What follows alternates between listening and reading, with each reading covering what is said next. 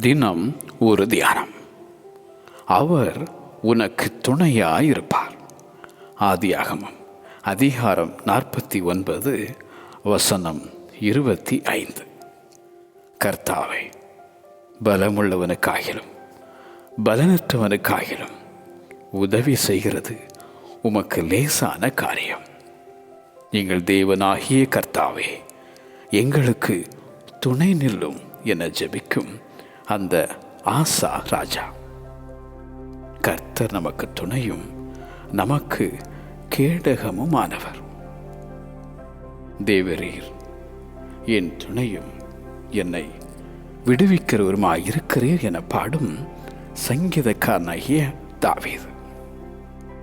தேவன் நமக்கு அடைக்கலமும் பலனும் ஆபத்து காலத்தில் அனுகூலமான துணையுமானவர்.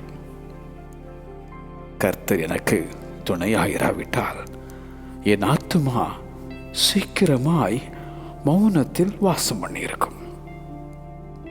பயப்படாதே, நான் உனக்கு துணை நிற்கிறேன் என உரைக்கும் தேவன். சிங்கத்தின் வாயிலிருந்து நான் ரட்சிக்கப்பட்டேன்.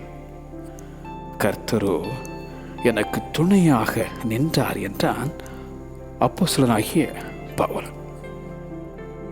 துணை செய்வார் ஒருவரும் இல்லை என துவண்டு போனாயோ? கர்த்தரே உனக்கு துணையாயிருப்பார். அவர் உனக்கு துணையாய் இருப்பார். ஆமென்.